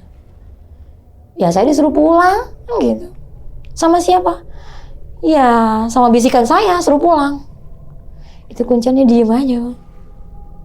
Oh, ya sudah saya mau pulang gitu kan. Saya ambil barang saya mandi.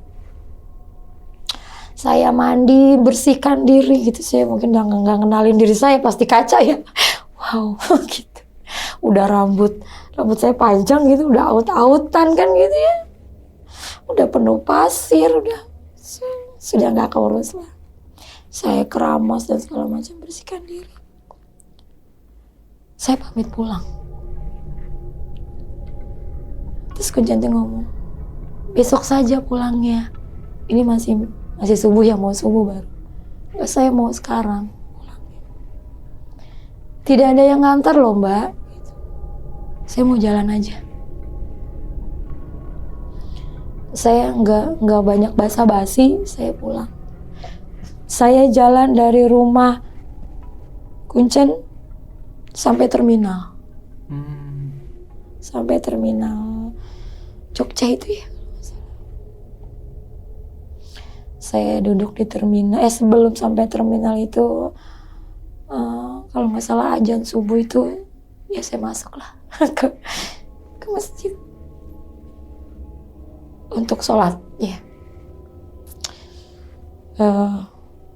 Dengan mohon ampun apa yang saya lakuin ya selama itu. Sudah sholat subuh, saya biasa aja jalan, tidak meneteskan air mata, tidak apa gitu ya. Jadi orang ngelihat saya pun biasa aja ya, tidak aneh gitu ngelihat saya. Mereka hanya nggak menyapa itu orang kenapa, enggak, mereka hanya biasa aja. Sampai di terminal, dan saya hubungin si Butini. Saya bilang, saya mau pulang. Terus gimana Yan? Oh nanti itu kita pikirkan gitu ya. Saya mau pulang aja. Ya udah, karena maaf tidak ada tempat di sini di Jakarta. Berarti saya ditempatkan lagi di Tasik, tapi di Singaparna. Ya udah, kamu ke Tasik aja, ke rumah Bu Haji Sulaiman namanya. Akhirnya saya dikasih alamat. Saya sih pikirannya bukan penyesalan, hanya kosong gitu ya. Dengan sepanjang jalan menuju ke rumah Pak Haji Bu Haji itu, saya hanya ingin kembali ya, maksudnya saya mau kembali ke Allah gitu ya. Sampai di rumah beliau, saya hanya ibadah aja. Saya nggak banyak cerita. Saya fokus dengan sholat saya, puasa saya. Untuk menyesali itu, saya pikir nggak ada di situ, nggak ada gitu penyesalan, karena saya tahu ini mau sampai di mana kan gitu ya saat itu.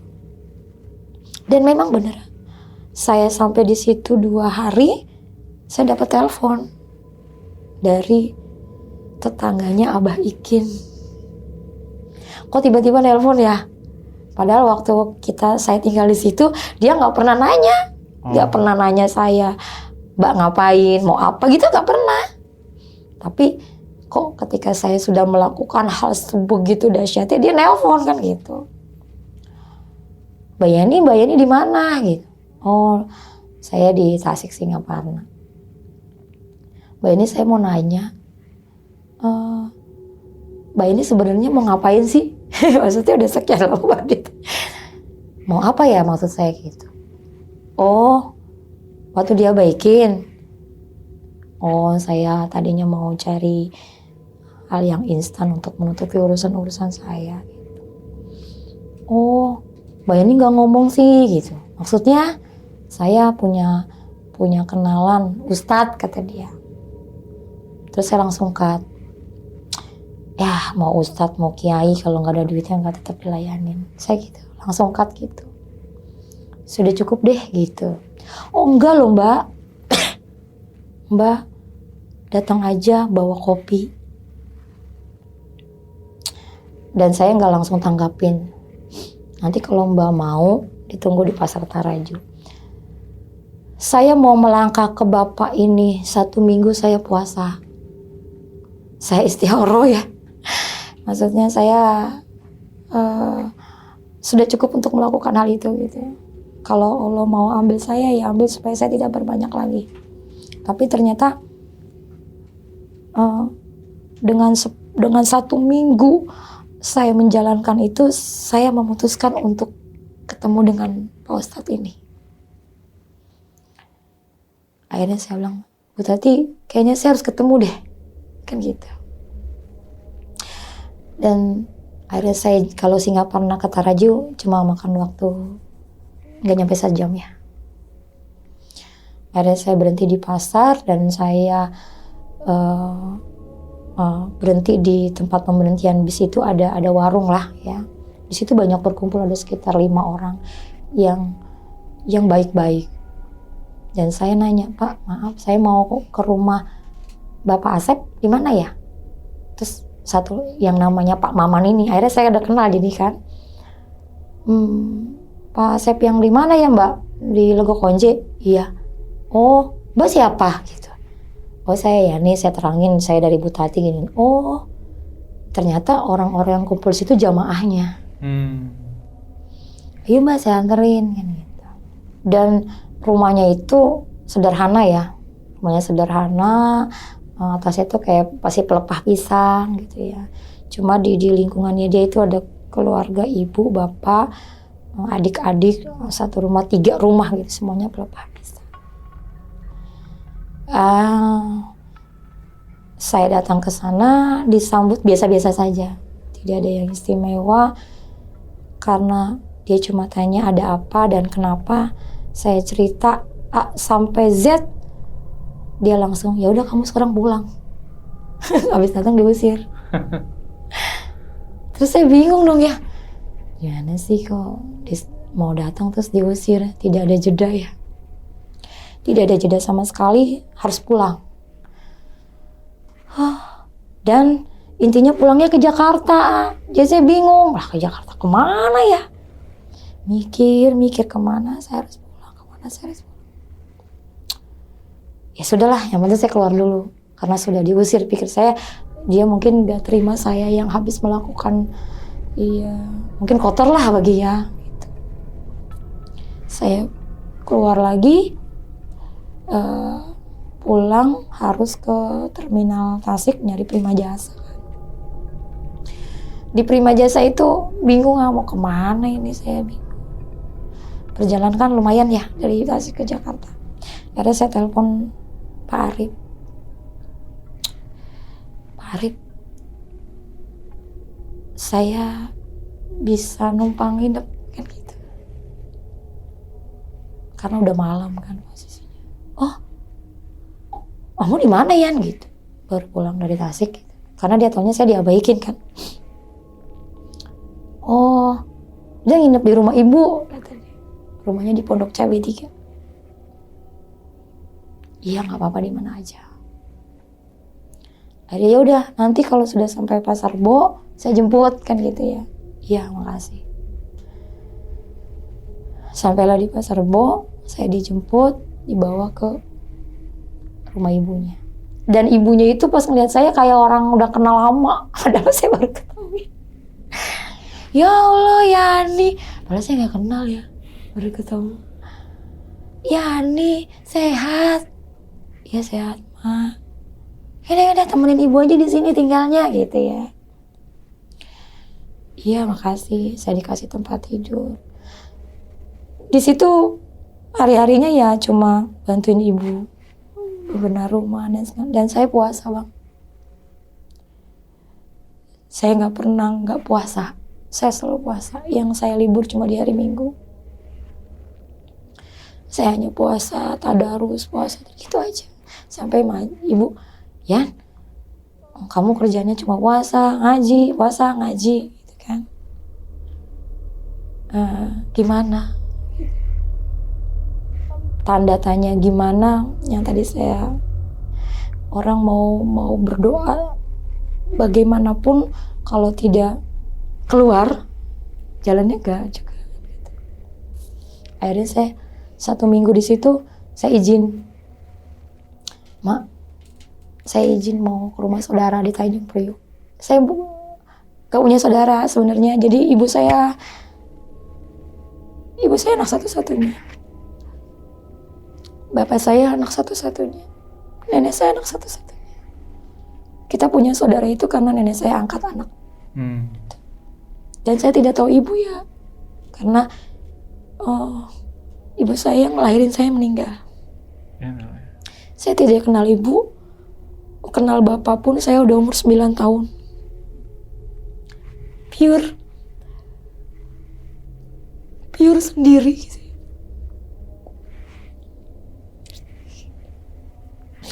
Saya punya abang 2 laki-laki. Mungkin karena kita tidak pernah serumah, jadi mungkin agak jauh ya. Makanya saya kenapa ke Tanjung Priuk, karena itu anak angkatnya nenek. Saya ke Tanjung Priuk, rumahnya itu di komplek Grand Garden Cakung, di Rorotan. Saya ke situ, kebetulan saudara saya ini psikolog ya. Dia nggak banyak tanya ngeliat keadaan saya. Dia cuma dari mana gitu. Dari sini. Mungkin mereka sudah tahu kasusnya, kasus saya. Dan saya tidak bahas itu. Ya sudah. Sabar aja gitu kan bahasanya. Karena dia harus ngajar. Saya gak lama pulang. Dan dia kasih saya handuk warna merah. Dia bilang, bukanya di rumah aja ya. Itu ada handuk. Dikasih handuk, bukanya nanti di rumah. Saya gak buka, di jalan pun saya gak buka. Sudah sampai rumah ibunya Arif, saya baru buka. Itu di dalamnya uang 5 juta. Saya gak ngucapin apa-apa, cuma duitnya buat apa gitu. Saya harus keluar dari rumah ini. Akhirnya saya cari kontrakan di Pondok Cabe dekat UT. Oh ya. Jadi orang situ kenal dengan saya lama. Di Tales ya. Saya ngambil paling pinggir kontrakan rumahnya Pak Rohim. Ya ditanyalah biasa kalau orang kontrakannya tinggal sama siapa kan gitu ya. Sendiri Pak. Emang sama suaminya gimana kan gitu. Ada masalah sedikit kan gitu. Bayar kontrakan dengan nekat ambil motor Mio. Pertama kali saya memberanikan diri itu untuk ambil motor Mio. Dan ada sisa uang saya pergunakan buat usaha. Usaha pertama kali cuma jualan bakwan sama lontong yang harus digoreng sendiri, dibungkus sendiri. Jadi pagi saya belanja buat lontong dan bakwan, nanti habis asar saya taruh di depan kontrakan pakai meja kecil. Modalnya nggak banyak, cuma 20.000. Karena terigu kan murah ya, sayur-sayuran murah gitu. Satu hari dapat 40.000 ya. Berarti masih bisa belanja. Besoknya saya tambahin lagi, dapat lagi 80.000, begitu terus. Rajin untuk cari uang. Saya ketika punya uang lebih beralih saya ke jualan sayuran, sayur mentah. Saya belanja di Ciputat. Jadi setiap jam 3 pagi saya belanja kan gitu. Belanja sayuran. Dari hasil dagang saya nggak tahu dari mana ya, maksudnya banyak duit saya, maksudnya cukup sampai akhirnya merembet ke jualan kopi, jualan rokok gitu kan, dan lama-lama saya punya warung. Itu nggak lama di situ, ada sekitar 6 bulanan ya, saya sudah punya warung.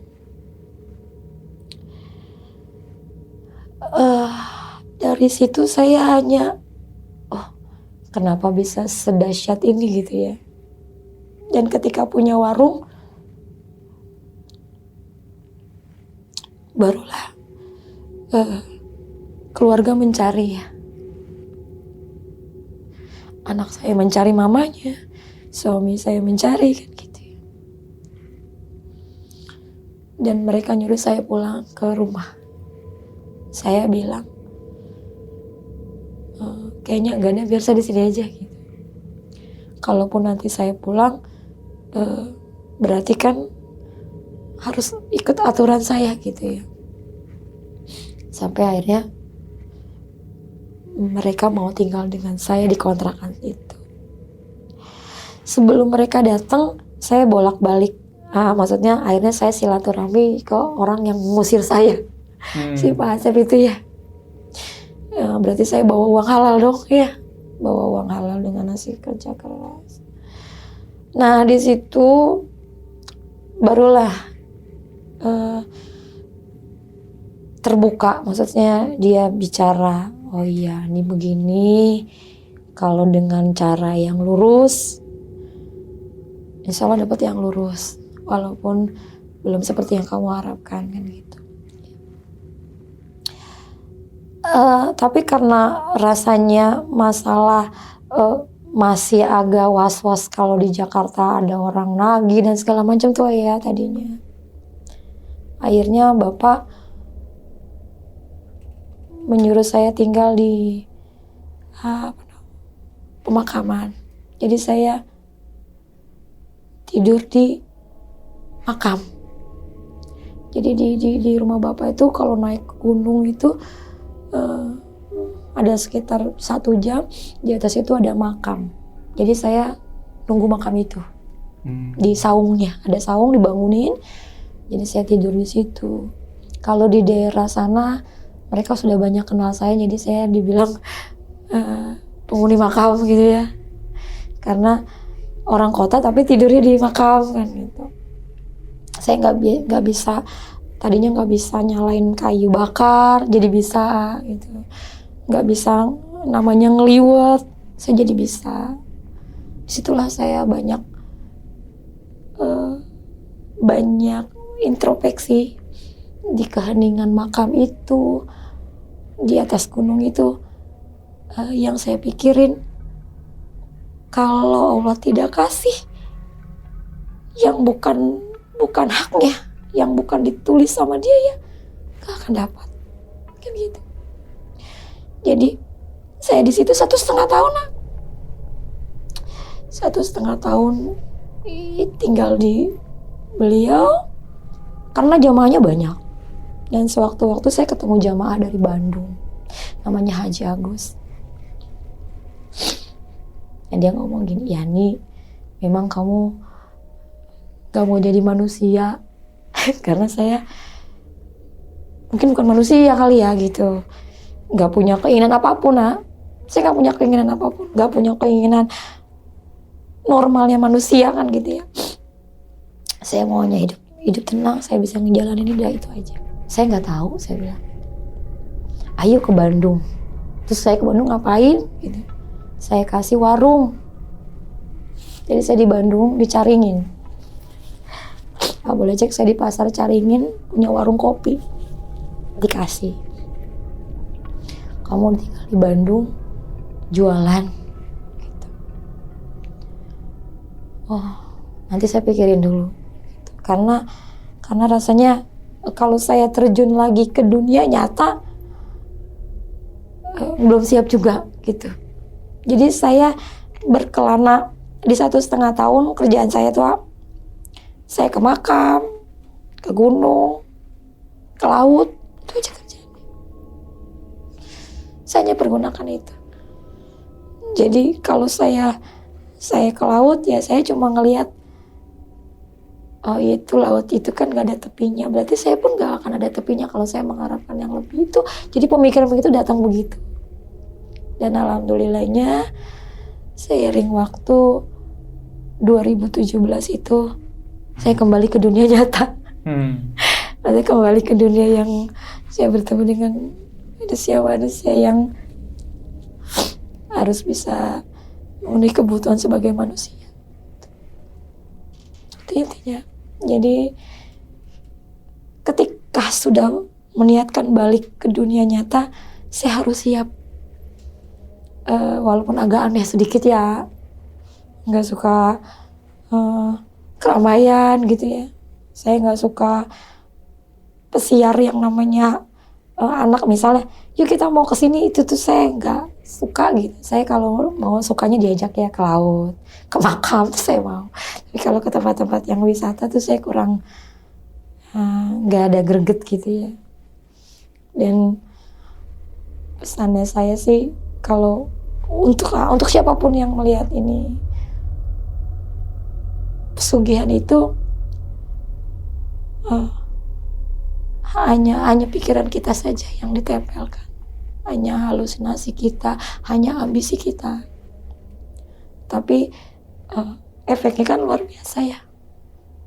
Ya alhamdulillahnya saya kembali. Akhirnya maksudnya saya bisa kembali. Gitu. Saya bisa kembali intinya ke jalan Allah dulu dia. Terserah manusia tuh mau terima saya apa enggak, saya nggak peduli ya. Mereka mau mandang saya, mau ingat saya udah nggak peduli. Saya taunya Allah ampunin saya aja. Saya nggak takut hari ini, besok, lusa saya diambil saya. Karena alhamdulillah saya masih dikasih kesempatan itu. Setidaknya saya tidak mati dalam keadaan murtad, tidak mati dalam nggak ada iman kan gitu. Itu aja sih, itu doang, nggak ada yang lain. Okay. Hanya itu. Jadi sekarang walaupun tidak harus punya uang banyak, kita bisa dikasih kesehatan itu udah cukup. Kita masih mengingat Allah itu udah nikmat. Jangan sampai ingatan kita diambil. Untung udah nggak inget, lu tuh siapa nggak inget. Jangan sampai.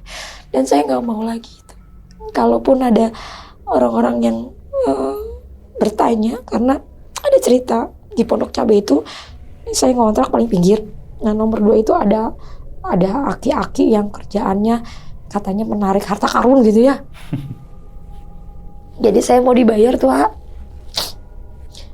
saya bayani per penarikan di angka 100 sampai 200 juta. Terus saya jawab, saya nggak minat Pak.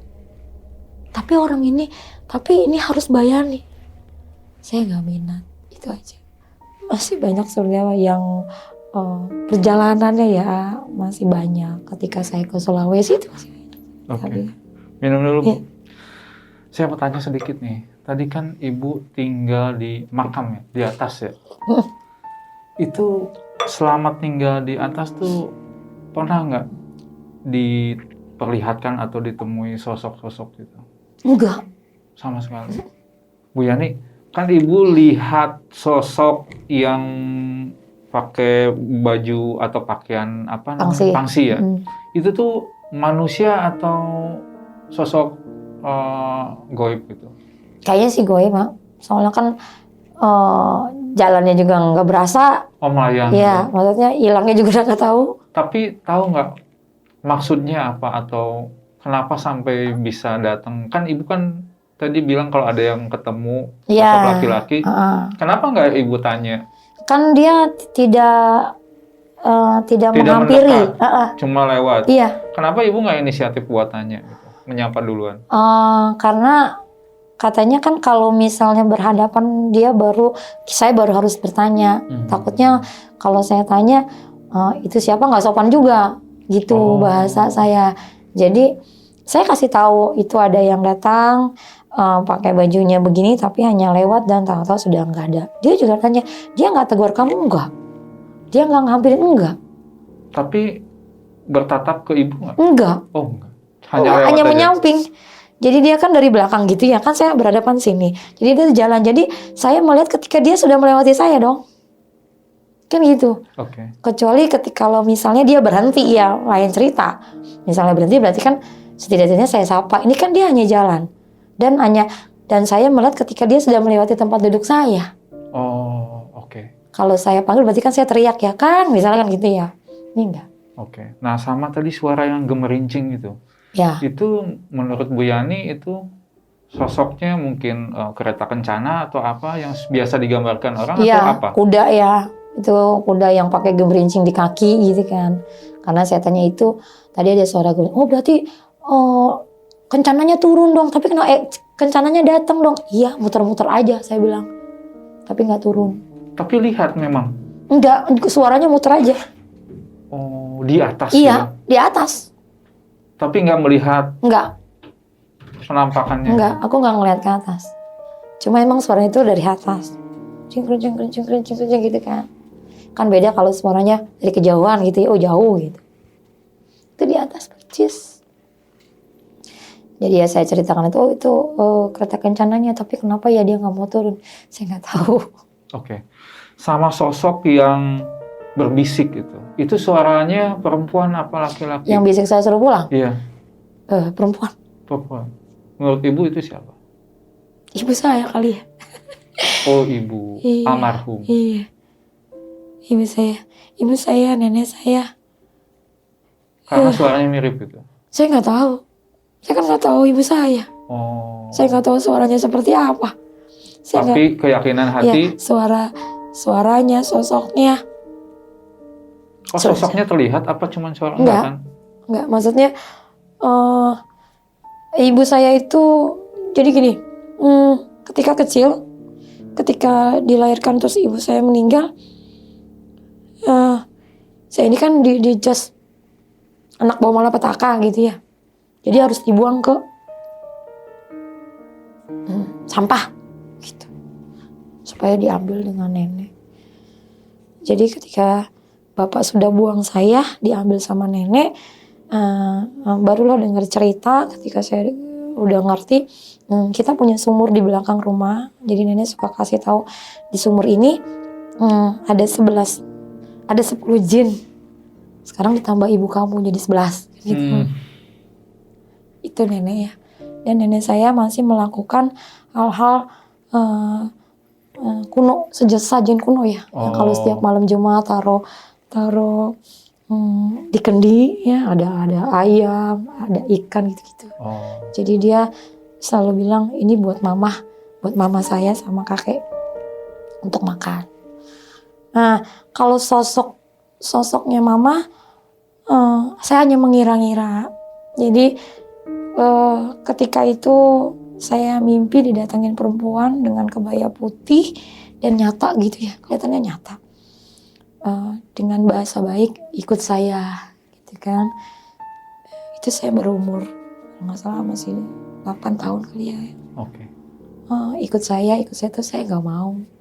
Terus mau dia berubah jadi apa gitu. Jadi dan nenek Arya punya pikiran, jangan takut dengan apapun, jangan takut dengan siapapun, karena mamamu ada sama kamu gitu. Oke. Jadi saya selalu merasa dijaga, gitu. Merasa kemana-mana selalu dijaga. Dan perjalanannya saya itu kemana-mana tuh selalu malam. Saya kalau ke rumahnya Pak Asep tuh pakai motor dari Jakarta sendiri. Berangkat misalnya jam 11 siang gitu ya. Terus kalau sampai di warung pete itu baru jam 1:30, 2. Ada warung yang sering saya singgahin. Dan setiap saya datang orang-orang yang duduk situ tuh bubar. Jadi itu aku tuh kadang-kadang jadi sebenarnya kenapa gitu. Jadi ya sampai Pak Asep itu dulu pernah ngejas saya, ya nih saya ini setengah orang setengah bukan. Nggak pernah seperti wanita lainnya gitu. Oke, Bu Yani, mohon maaf nih ya, ada yang sedikit mengganjal dengan alasan ibu yang mendorong ibu buat pesugihan kan tadi untuk kekayaan ya. Kayaknya ada yang kurang gitu. Ada nggak alasan lain kenapa ibu melakukan pesugihan ini? Ini mohon maaf ya, ini hanya menduga aja gitu, karena saya agak kayaknya nggak cukup hanya mencari kekayaan aja. Kayaknya ada yang mendesak gitu, apa ya? Iya, jadi tahun 97 ya, 97, 98 tuh saya tuh punya warung kan, gitu. Dulunya saya tuh agen kembang api, jadi saya ngedrop kembang api setiap puasa sampai Lebaran. Tapi karena tergiur dengan orang menawarkan hasil yang lebih besar gitu, menjadi koordinator yang buat judi gitu kan, segala macam, dengan penghasilan satu hari saya bisa dapat 5% dari omset. Akhirnya saya terima tuh jadi koordinator termuda dulu. Koordinator termuda Sampurna, koordinator 73. Kita punya stempelnya sih. Karena terus terang gaji jadi koordinator itu di luar omset kita sudah dapat 5 juta. Mau bandar kalah, mau bandar menang, saya tetap dapat 5 juta. Di luar omset.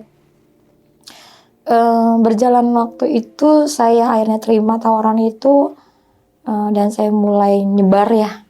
Sampai saya punya 40 anak buah gitu ya. Itu dari Jakarta Selatan sampai Citayam. Tahun 98 masih bagus ya. Masih bagus sampai akhirnya di 2003 saya punya anak kedua, melahirkan, nggak terkontrol ya untuk anak buah dan segala macam. Jadi anak buahku ada yang ketangkep di dekat Kubamas, orang bingung, 3 orang. Itu tadi awal masalahnya, dia ditangkap di Pancoran dan tidak bisa keluar gitu. Sudah tidak bisa keluar, akhirnya mengeluarkan duit banyak. Banyak yang saya lakuin untuk menutupi untuk bisa tebus anak-anak itu ya. Dengan cara satu, saya menghandle sendiri. Maksudnya rekap itu kan harus disetor. Misalnya rekapan itu ada 50 lembar, saya ambil 25, 30, sisanya saya start. Jadi gambling ya. Kalau saya menang berarti saya dapat duit banyak. Kalau saya kalah berarti saya harus nombokkan itu. Dan alhamdulillahnya saya selalu menang. Gitu. Sampai harus menembus mereka di 50 juta. Sudah mereka keluar itu cobaan itu untuk perjudian itu banyak banget. Jadi rumah digerebek lah, warung digerebek lah kan. Jadi habis ya. Habis, tak ada yang tersisa. Dan saya masih 2003 itu dibawa ke Cilandak untuk ditahan ya kan. Terus saya bilang mau ditahan silakan saja, sudah pasang badan. Tapi ternyata tidak, karena kemanusiaan, karena saya masih menyusui ya gitu. Akhirnya saya dikeluarkan dan bebas lah. Terus kita tutup dong perjudian itu. Nah, dari perjudian itu bisa saya beralih lah buka koperasi dengan modal yang ada. Waktu itu masih ada duit sekitar 70-80 juta ya. Saya bantu-bantu yang punya warung untuk setoran harian gitu ya. Orang-orang biasa 20.000, saya 11.000 gitu kan. Hanya ngebantu sebenarnya, itu untung kecil tapi yang penting udah lancar. Sampai banyak dan saya pakai anak buah 1. Tapi ternyata anak buahnya bawa uang itu gitu. Berarti kan jatuh lagi. Masih punya uang sekitar dari hasil koperasi gak banyak, mungkin cuma 10 jutaan. Akhirnya saya beralih pegang-pegang gadean gitu ya. Dan seiring waktunya berjalan saya alhamdulillah enak itu dengan uang, dengan hasil itu. Lama-lama tergiurlah orang-orang ngelihat saya kali ya. Kok ya ini enak banget gitu ya. Tiap bulan dapat duit gitu kan. Bisa ini, bisa itu. Dan saya kasih tahu kalau saya pegang ini. Dan mereka dengan tidak dipaksa ya, mereka kasih uang gitu ya. Tolong deh Yan, gue naro gitu. Tolong deh gue naro. Dan itu banyak banget. Sampai di total 980 juta. 980 juta. 1 M ya. 1 M hampir. Dan itu kan tidak berjalan mulus ya. Karena saya akuin saya salah itu. Jadi fiktif kan karena kebanyakan gitu. Jadi kalau saya mau setor yang ini, saya harus ngambil yang ini, ya kan? Saya mau nutup yang ini, harus ngambil yang baru lagi. Jadi bertumpuk. Sampai saatnya setoran macet. Ya. Dan ada salah satu customer yang melaporkan ini ke polsek. Akhirnya saya dijemput di BAP, dipertemukan dengan orang-orang itu. Kalau masalah mengakui gak ada, ini saya akuin itu ada. Tapi kalau untuk yang saya menyalahgunakan, ya saya terus terang enggak gitu ya. Tapi mereka tetap kekeh mau duit mereka balik. Tapi ada sebagian yang mungkin mau saya di dalam kan. Akhirnya ketika di BAP malam itu saya nggak pulang. Kok saya tanya, kok saya nggak pulang ya gitu. Nggak ya, lanjut. Oh lanjut ya. Akhirnya saya kasih ultimatum, kalau saya lanjut berarti saya nggak bayar dong, lunas ya gitu. Akhirnya 1 kali 24 jam di situ, besoknya saya dioper. Jadi waktunya cepet banget ya. Tidak ada negosiasi, tidak ada perdamaian, tidak ada musyawarah. Saya dilempar ke Polres Depok. Ya di Polres itu saya bilang kalau masuk penjara itu kan kayaknya serem banget ya.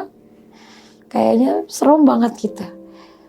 Pasti makannya digebukin lah segala macam ya pikiran saya. Tapi emang subhanallah saya tidak mendapatkan itu. Saya tidak dapat diperlakukan itu nggak ada. Mereka baik-baik, mereka menjamin makan saya gitu ya. Karena di situ saya pergunakan puasa setiap hari. Sampai akhirnya itu kan petunjuk Allah juga ya. Dengan asat usut ternyata saya dinyatakan tidak bersalah kan gitu. Tapi itulah yang ketika keluar dari itulah yang akhirnya saya mengambil jalan itu ketika keluar dari sel. Jadi ibu harus punya dana yang instan untuk membayar hutang-hutang ibu dan mengambil jalan pesugihan. Satu itu, kedua ketika keluar kan saya mau pulang kemana? Karena ketika keluar mereka kan langsung bicara, nggak bisa balik ke rumah ya gitu ya. Mereka itu keluarga ibu? Iya. Yang menyampaikan itu siapa? Suami. Oke. Kita kayaknya nggak bisa terima gitu ya. Oh iya. Jadi saya pulang naik taksi. Hanya ambil baju-baju.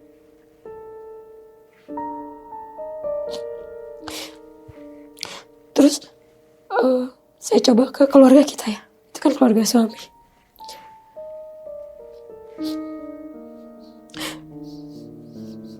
Di keluarga kita pun abang-abang saya, kamu cari jalan sendiri dan harus bertanggung jawab atas perbuatannya sendiri. Itu sih. Kita kan gak punya apa-apa ya. Keluar dari sel itu, apa yang kita punya? Gak ada kan. Akhirnya, karena ada teman saya yang itu. Ibu Tini itu? Sayang, udah, pokoknya lu pergi aja. Semua gue yang tanggung kan. Saya udah gak pikir panjang. Mungkin itulah pikiran saya. Mereka hanya butuh duitnya ya. Jadi saya harus dapat sebanyak-banyaknya untuk mereka bisa terima saya, untuk mereka tidak malu, ya kan? Jadi saya menjalankan itu dengan dengan itu tidak ada, karena satu tidak diterima, kedua harus beresin yang lama 980 juta, dan keluarga tidak mau kena malunya ya kan gitu ya. Jadi jalan itu yang diambil. Oke. Selama melakukan perjalanan pesugihan ini, habis berapa biaya? Itu kalau nggak salah habis hampir 175 juta. 75 juta. 175 juta untuk semua ritual pesugihan. Sama akomodasi dan segala macam. Tapi nggak dapat sepenser apa? Kenapa? Terus hutang-hutangnya gimana sekarang? Utang-utangnya nggak dibayar. Nggak ada yang dibayar sampai ya saya waktu ketika kejadian itu ya mereka kan beranggapan saya satu di dalam sel lama ya. Mungkin ada yang bilang ya ini di dalam sel itu bisa 4 tahun 5 tahun gitu ya. Mungkin ada beranggapan itu ya. Saya kurang tahu karena saya tidak bertanya dengan mereka yang menagih. Yang menagih benar-benar hanya keluarga. Yang harus saya bayar yang punya keluarga saja. Oke. Jadi sampai saat ini nggak ada yang nagih. Ada tapi tidak. Yan gimana enggak gitu. Saya bilang mau gimana gitu kan. Sedangkan satu saya sudah menjalankan itu segitu banyak. Dan ada juga yang masih yang gimana bisa enggak gitu. Saya selalu bilang ya lihat saja nanti kalau ada ya pasti ada gitu aja. Selalu seperti itu. Oke Bu Yani, boleh kasih pesan buat orang-orang yang kenal Bu Yani selama perjalanan kemarin, mungkin ada yang mau disampaikan? Di kesempatan ini sih siapapun ya, kejadian-kejadian yang dulu saya sebenarnya mohon maaf atas kesemuanya. Dan sama ya Bu Tini atau sama orang-orang yang sudah pernah ibaratnya kan semua harus ada andil orang hingga saya melakukan itu kan gitu ya. Saya minta maaf gitu ya, tidak bisa mewujudkan itu juga. Dan hanya pesan aja sih, kalau kita punya urusan yang masih urusan dunia, kembali lagi ke punya dunianya. Jangan kemana-mana. Kalau sama-sama masih manusia juga kan punya urusan dunia gitu. Jadi kembali sama yang punya dunia aja. Itu aja sih. Oke. Nah, buat Sobat Buntu nih, buat kalian yang punya permasalahan dengan hutang, jangan pesugihan. Karena dengan pesugihan kalian akan menambah banyak masalah. Contohnya seperti Ibu Yani. Dan buat kalian nih, siapa tahu punya solusi lain untuk masalah yang dihadapi Ibu Yani, silahkan isi komentar. Bu Yani, makasih nih sudah mempercayakan pengalamannya, cerita mistisnya di Jalan Buntu. Semoga kedepannya bisa istiqomah. Amin. Tapi sama keluarga gimana nih hubungannya? Sudah baik-baik aja? Alhamdulillah. Alhamdulillah. Dan salam buat keluarga semuanya. Terima kasih loh. Sama-sama. Oke Sobat Buntu, jadi itulah pengalaman yang diceritakan oleh Bu Yani selama pesugihan dan sampai saat ini sudah menjadi lebih baik. Dan buat kalian nih, jangan pernah bosan-bosan dan tetap tonton terus video-videonya Jalan Buntu.